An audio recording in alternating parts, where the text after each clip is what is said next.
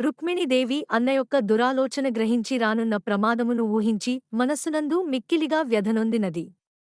తన శ్రేయమును వాంఛించే అగ్నిద్యోతనుడను బ్రాహ్మణును పిలిపించి అతనితో, ఓ విప్రోత్తమా! గర్వాంధుడైన నా అన్న రుక్మి నన్నిప్పుడు శిశుపాలన కిచ్చుటకు సంకల్పించినాడు. ఎలాగైనా నీవు ద్వారక కేగి ఆ కృష్ణునకు నా పరిస్థితిని తెలిపి అతనిని ఇచ్చటకు తప్పక పిలుచుకుని రమ్ము అని మరికొన్ని రహస్యములను అతనికి చెప్పి పంపింది. ఆ పలుకులను విన్న అగ్నిద్యోతనుడు వెనువెంటనే ద్వారక కేగినాడు. తన ఆగమనాన్ని వార్తాహరుల ద్వారా లోపలికి పంపి కృష్ణు నివాసభవనాన్ని ప్రవేశించాడు. అక్కడ స్వర్ణభూషిత గద్దెపై ఆసీనుడైయున్న కృష్ణుని గాంచి పెండ్లికుమారుడవు కమ్మని ఆశీర్వదించినాడు.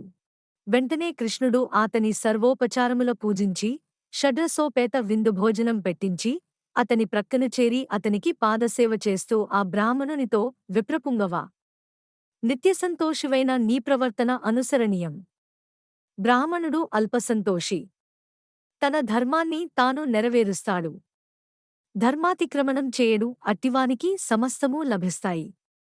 శాంతస్వరూపులు, గంధర్వహితులు, సమకూడిన దానితో సంతోషించేవారు అయిన సత్పురుషపులకు నేను అభివందనం చేస్తాను. అర్యా! మీది ఏ దేశం? మీ యోగక్షేమాలు విచారించే రాజెవరు? నీ మనోవాంఛ ఏమిటో సెలవిమ్ము. తప్పక తీరుస్తాను అన్నాడు. అప్పుడు ఆ బ్రాహ్మణుడు వినయముతో, దేవా! విదర్భదేశాన్ని పాలించే భీష్మకునకు రుక్మిణి అనే పేరుగల కూతురు ఉన్నది. మిమ్ములను వివాహం మాడగోరి ఈ శుభవార్త మీ కెరిగింప నన్ను నీవద్దకు పంపినది. సందేశాన్ని అలకించండి.